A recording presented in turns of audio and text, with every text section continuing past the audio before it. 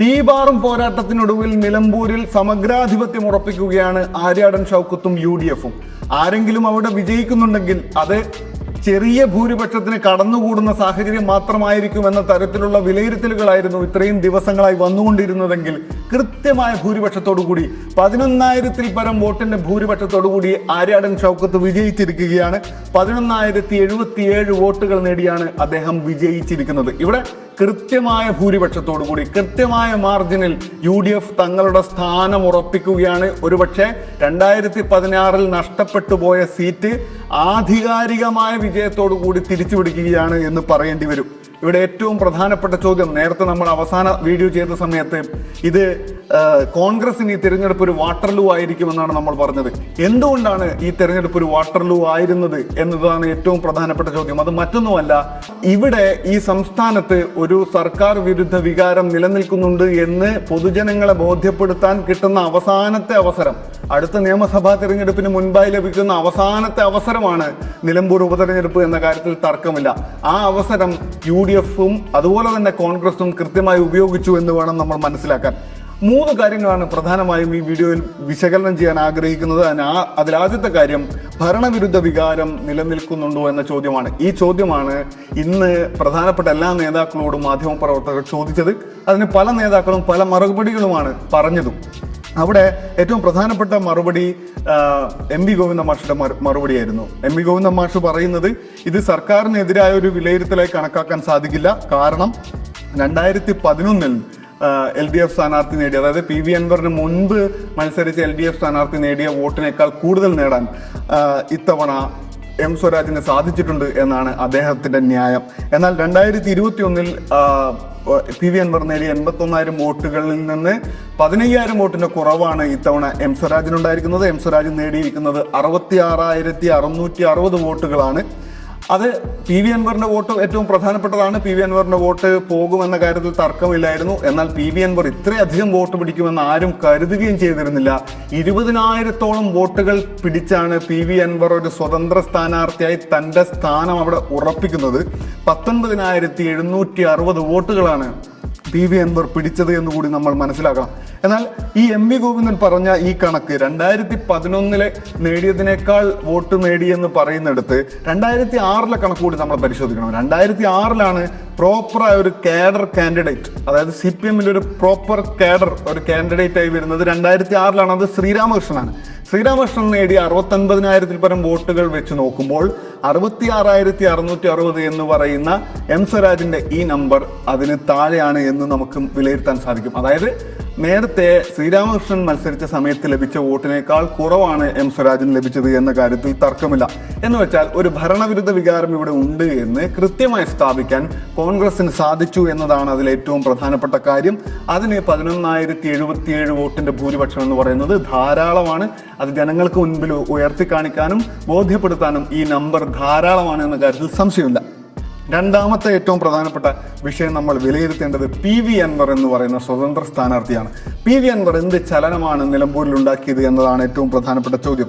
CPM-ന് ഒരു തരത്തിൽ അദ്ദേഹം ഒരു സ്വതന്ത്ര സ്ഥാനാർത്ഥിയായി മത്സരിച്ചത് ഒരു തരത്തിൽ CPM-ന് സമാധാനമായി എന്നാണ് ഈ തെരഞ്ഞെടുപ്പ് ഫലം സൂചിപ്പിക്കുന്നത്. അതായത് 19,760 വോട്ട് നേടി PV അൻവർ സ്വതന്ത്ര സ്ഥാനാർത്ഥിയായി മാറി നിൽക്കുന്നു. അതേസമയത്ത് UDF നേടുന്നത് 11,077 വോട്ടിന്റെ ഭൂരിപക്ഷമാണ്. ഇവിടെ ഒന്ന് ആലോചിച്ച് നോക്കൂ, PV അൻവർ UDF-നൊപ്പം ചേർന്നിരുന്നെങ്കിൽ എത്ര വോട്ടിന്റെ ഭൂരിപക്ഷമായിരിക്കും ആര്യാടൻ ഷൗക്കത്തിനോ അല്ലെങ്കിൽ മറ്റൊരു UDF സ്ഥാനാർത്ഥിക്കോ ലഭിക്കുക എന്നതായിരുന്നു ഏറ്റവും പ്രധാനപ്പെട്ട ചോദ്യം. അതായത് PV അൻവറിനെ കൂടെ നിർത്തിയിരുന്നെങ്കിൽ UDF-ന് 30,000-ൽ പരം വോട്ടിന്റെ ഭൂരിപക്ഷത്തോടു കൂടി ഒരു വലിയ വിജയം നിലമ്പൂരിൽ ഉണ്ടാക്കാൻ സാധിക്കുമായിരുന്നു. അത് മറ്റെല്ലാ ചോദ്യങ്ങൾക്കും അർത്ഥശങ്കകൾക്കും ഇടയില്ലാതെ തെളിയിക്കുമായിരുന്നു ഇവിടെ ഒരു സർക്കാർ വിരുദ്ധ വികാരമുണ്ട് എന്ന്.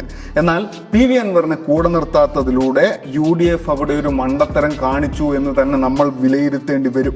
ഇനി പ്രധാനപ്പെട്ട കാര്യം, ഇവിടെ ഈ തെരഞ്ഞെടുപ്പിൽ വിജയിച്ചത് 2 മനുഷ്യരാണ് എന്നാണ് പറയുന്നത്. ആര്യാടൻ ഷൗക്കത്ത് തീർച്ചയായും വിജയിച്ചിട്ടുണ്ട്, അതിൽ തർക്കമൊന്നുമില്ല. പക്ഷേ അതിനപ്പുറം വിജയം കൈവരിച്ച 2 പ്രധാനപ്പെട്ട വ്യക്തികൾ, ഒന്ന് VD സതീശനും മറ്റൊന്ന് PV അൻവറുമാണ് എന്നാണ് രാഷ്ട്രീയ നിരീക്ഷകർ വിലയിരുത്തുന്നത്. PV അൻവർ മറ്റെല്ലാ പാർട്ടിയും മറ്റെല്ലാ മുന്നണിയും അയാൾക്ക് ലഭിക്കുമെന്ന് കരുതിയ വോട്ടുകൾക്കെല്ലാം അപ്പുറം വോട്ട് നേടി വിജയിച്ച് നിൽക്കുമ്പോൾ, വിജയിക്കുക എന്ന് പറഞ്ഞാൽ തിരഞ്ഞെടുപ്പിൽ വിജയിച്ചതല്ല, അതിനപ്പുറത്തേക്ക് തന്റെ ശക്തി പ്രകടിപ്പിച്ചുകൊണ്ട് നിലനിൽക്കുകയാണ് പി വി അൻവർ. ആ പി വി അൻവറിനെയാണ് ഇവിടെ വിജയിച്ച പി വി അൻവറായി കണക്കാക്കുന്നത്. ഇവിടെ വി ഡി സതീശനും പി വി അൻവറുമാണ് ഒരു പ്രധാനപ്പെട്ട ഫിഗറുകളായി ഇപ്പോൾ നിലനിൽക്കുന്നത്. അതിൽ അടുത്ത ചോദ്യമുണ്ട്, P V Anvar U D എഫിലേക്ക് വരുമോ, പി വി അൻവറിന് വാതിൽ തുറക്കുമോ യു ഡി എഫ് എന്ന ചോദ്യമുണ്ട്. പി വി അൻവറിന് മുന്നിൽ വാതിൽ അടച്ചെങ്കിലും വാതിലിന് താക്കോലുണ്ടല്ലോ, താക്കോലുള്ളത് അത് തുറക്കാൻ വേണ്ടിയല്ലേ എന്ന് ഇന്ന് സണ്ണി ജോസഫ് KPCC പ്രസിഡന്റ് ചോദിക്കുന്നുണ്ട്. അതായത് പി വി അൻവർ തീർച്ചയായും യു ഡി എഫിലേക്ക് വരുമെന്ന കാര്യത്തിൽ തർക്കമില്ല. അതിനുള്ള സൂചനകൾ എല്ലാവരും ഇന്ന് ഇട്ടുപോയിട്ടുണ്ട് എന്നുള്ള കാര്യം നമുക്ക് മനസ്സിലാക്കാവുന്നതേ ഉള്ളൂ. പി വി അൻവർ തീർച്ചയായും യു ഡി എഫിലേക്ക് എത്തും. അത് മാത്രമല്ല, അത് തീർച്ചയായും എത്തുമെന്ന ധൈര്യത്തിൽ തന്നെ അദ്ദേഹം മാധ്യമങ്ങൾക്ക് മുന്നിൽ ബേപ്പൂരിൽ 2026 തനിക്ക് മത്സരിക്കണമെന്ന ആവശ്യവും കൂടി ഓപ്പണായി മാധ്യമങ്ങളിലൂടെ അദ്ദേഹം പ്രകടിപ്പിക്കുകയും കൂടി ചെയ്യുന്നുണ്ട്. എന്ന് വെച്ചാൽ അത്രയും അദ്ദേഹത്തിന് ധൈര്യം വന്നിരിക്കുന്നു, താൻ യു ഡി എഫിലേക്ക് വരാൻ പോവുകയാണ് എന്ന്. അപ്പോൾ അങ്ങനെ ശക്തമായ 2 കേന്ദ്രങ്ങളായി അൻവറും സതീശനും നിൽക്കുകയാണ് ഇന്നത്തെ ദിവസം. ഇന്ന് ഒരു തരത്തിൽ അൻവറിന്റെ ദിവസം കൂടിയായിരുന്നു എന്ന് നമ്മൾ അംഗീകരിക്കേണ്ടതുണ്ട്. മൂന്നാമത്തെ പ്രധാനപ്പെട്ട കാര്യം, അവസാനത്തെ പോയിന്റ് കൂടിയാണത്. മൂന്നാമത്തെ പ്രധാനപ്പെട്ട കാര്യം വർഗീയ ശക്തികളാണ്. അതായത് എം വി ഗോവിന്ദൻ മാഷും അതുപോലെ തന്നെ എം സ്വരാജും ആവർത്തിച്ചു പറഞ്ഞത് ഈ വിജയത്തിന് പിന്നിൽ വർഗീയ ശക്തികളുണ്ട് എന്നാണ്. ആര്യാടൻ ഷൗക്കത്തിന്റെ അല്ലെങ്കിൽ യു ഡി എഫിന്റെ വിജയത്തിന് മുന്നിൽ വർഗീയ ശക്തികളുണ്ട് എന്ന വാദമാണ് അവർ ഉയർത്തുന്നത്. എന്താണ് അതിന്റെ അടിസ്ഥാനം? അതായത് SDPIയുടെ പോപ്പുലർ ഫ്രണ്ടിന്റെ അല്ലെങ്കിൽ ജമാഅത്തെ ഇസ്ലാമിയുടെ ഒക്കെ വോട്ട് നേടിയിട്ടാണ് യു ഡി എഫ് വിജയിച്ചത് എന്ന വാദമാണ് എം വി ഗോവിന്ദൻ പറയുന്നത്. പക്ഷേ ഇതൊരു പുതിയ വാദമല്ല. ഇത് പാലക്കാടും ഇതേപോലെ തന്നെ എം വി ഗോവിന്ദൻ മാഷും അതുപോലെ CPM നേതാക്കളും ഉന്നയിച്ചിട്ടുള്ള കാര്യമാണ്. പക്ഷേ ഇതിലൊരു പ്രശ്നമുള്ളത് എവിടെയാണെന്ന് വെച്ചാൽ 10,000-ൽ പരം വോട്ടിന് യു ഡി എഫ് വിജയിക്കുന്ന സ്ഥലങ്ങളിലാണ് വളരെ ചെറിയ വോട്ട് ഷെയറുള്ള ഇത്തരം സംഘടനകളുടെ പിന്തുണ കൊണ്ടാണ് കോൺഗ്രസ് ജയിച്ചത് എന്ന വാദം എപ്പോഴും CPM ഉന്നയിച്ചുകൊണ്ടേയിരിക്കുന്നത്. അതായത് ചെറിയൊരു മാർജിനാണ് വിജയിച്ചതെങ്കിൽ ഒരു പക്ഷേ ഇത്രയും ചെറിയ വോട്ടുള്ള എത്ര ശതമാനം വോട്ടുണ്ട് SDPIക്ക് ഏറ്റവും കൂടുതൽ ലഭിച്ചത് 2016 അവർക്ക് ഏറ്റവും കൂടുതൽ വോട്ട് കിട്ടിയത് നിലമ്പൂരിൽ. അത് 3% വോട്ടാണ്. 4000 ചില്ലുവാനം വോട്ടാണ്. 4751 വോട്ടാണ് 2016 ലഭിച്ചത്. 2021 3281 വോട്ടാണ് ലഭിച്ചത്. 2011 അത് 2566 വോട്ടാണ്. ഇത്തവണയും SDPIയുടെ സ്ഥാനാർത്ഥി മത്സരിച്ചിട്ടുണ്ട്. SDPIക്ക് ലഭിച്ചത് 2075 വോട്ടാണ്. അതായത് 2% നിൽക്കുന്ന വോട്ട് ഷെയർ ഉള്ള അല്ലെങ്കിൽ 2 മുതൽ 3% വരെ വോട്ടുള്ള ഒരു കക്ഷിയാണ് ഇവിടെ വിജയം തീരുമാനിച്ചത് എന്ന് പറയുന്നുണ്ടെങ്കിൽ അത്രയും ചെറിയ മാർജിനിലായിരിക്കണം വിജയിച്ചത്. പക്ഷെ അങ്ങനെയല്ല, വലിയ മാർജിനിൽ വിജയിച്ചെടുത്ത് 18,000 വോട്ടിന്റെ ഭൂരിപക്ഷത്തിലാണ് പാലക്കാട് രാഹുൽ മാങ്കൂട്ടത്തിൽ വിജയിച്ചത്. അവിടെയും ഇത്തരത്തിൽ ഇതേ വാദം തന്നെയാണ് ഉന്നയിക്കുന്നത്. ഇതിന്റെ ഒരു കാര്യം എന്താണെന്ന് വെച്ചാൽ, അങ്ങനെയാണെങ്കിൽ ഈ വർഗീയ ശക്തികളുടെ വോട്ട് കഴിഞ്ഞ തവണ പി വി അൻവറിനാണോ കിട്ടിയത്, LDFനാണോ കിട്ടിയത് എന്ന ചോദ്യമുണ്ട്. അതുപോലെ പാലക്കാട് വെച്ച് നോക്കുമ്പോൾ പാലക്കാട് 10,000 വോട്ടിന്റെ കുറവുണ്ടായത് BJPക്കാണ്. അങ്ങനെയാണെങ്കിൽ ഈ 10,000 വോട്ട് SDPIക്ക് അവിടെ ഉണ്ട് അല്ലെങ്കിൽ ജമാഅത്തെ ഇസ്ലാമിക്ക് ഉണ്ട് എന്നാണ് ഇടതുപക്ഷം പറയുന്നത്. അങ്ങനെയാണെങ്കിൽ ആ 10,000 വോട്ട് കഴിഞ്ഞ തവണ BJPക്കാണോ കിട്ടിയത് എന്ന ചോദ്യമുണ്ട്. തീരെ ലോജിക്കൽ അല്ലാത്ത ഇത്തരം ആർഗ്യുമെന്റുകളാണ് CPM നേതാക്കൾ ഈ സമയത്ത് തങ്ങളുടെ മുഖം രക്ഷിക്കാൻ വേണ്ടി മുന്നോട്ട് വെക്കുന്നത് എന്നതാണ് നമ്മൾ കാണേണ്ടത്. മറ്റൊരു കാര്യം, ഈ വർഗീയതയെക്കുറിച്ച് പറയുമ്പോൾ ഈ വർഗീയ ശക്തികളുമായി കൂട്ടുകൂടുന്നു എന്നുള്ള ആരോപണം തിരിച്ചും ഉന്നയിക്കാൻ സാധിക്കും. CPMനെതിരെയും അത് ഉന്നയിക്കാൻ സാധിക്കും. കാരണം നിലമ്പൂർ തെരഞ്ഞെടുപ്പിന്റെ സമയത്ത് അല്ലെങ്കിൽ നിലമ്പൂർ തെരഞ്ഞെടുപ്പ് വരുന്നതിന് തൊട്ടു മുമ്പ് ഒരു 2 മാസം മുൻപ് ഏറ്റവും വർഗീയത നിറഞ്ഞ വർഗീയ വിദ്വേഷം നിറഞ്ഞ സ്റ്റേറ്റ്മെന്റ് പറഞ്ഞ ഒരേ ഒരു നേതാവേ ഉള്ളൂ കേരളത്തിൽ. അത് വെള്ളാപ്പള്ളി നടേശനാണ്. കേരളത്തിൽ മലപ്പുറത്തെക്കുറിച്ച് ഏറ്റവും ഒടുക്കം വിദ്വേഷ പരാമർശം നടത്തിയ ഏറ്റവും പ്രധാനപ്പെട്ട നേതാവ്, പബ്ലിക്കായി വിദ്വേഷ പരാമർശം നടത്തിയ ഏക നേതാവ് വെള്ളാപ്പള്ളി നടേശനാണ്. ആ വെള്ളാപ്പള്ളി നടേശനെ പൊന്നാടയിട്ട് സ്വീകരിക്കുകയും അദ്ദേഹം മാന്യനാണെന്നും മഹാനാണെന്നും പ്രസംഗിക്കുകയും ചെയ്തത് പിണറായി വിജയനാണ്.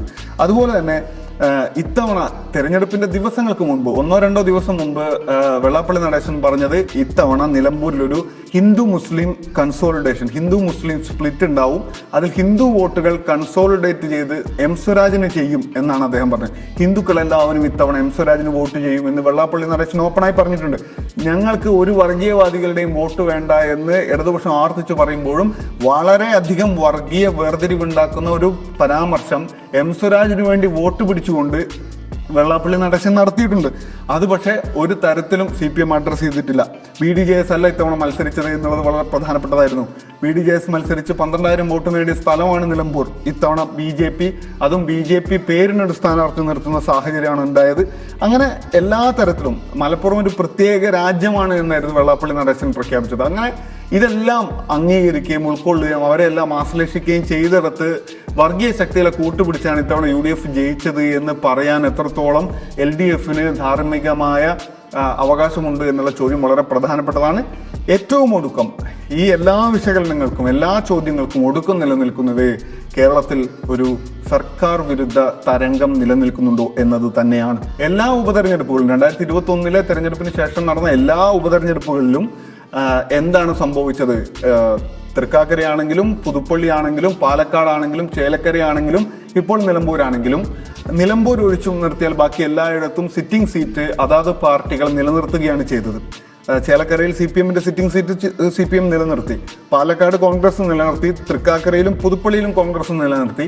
ഇവിടെ നിലമ്പൂരിൽ LDFന്റെ ഒരു സിറ്റിംഗ് സീറ്റ് UDF പിടിച്ചെടുത്തിരിക്കുന്നു എന്നുള്ളതാണ് ഇതിലെ ഏറ്റവും പ്രധാനപ്പെട്ട കാര്യം.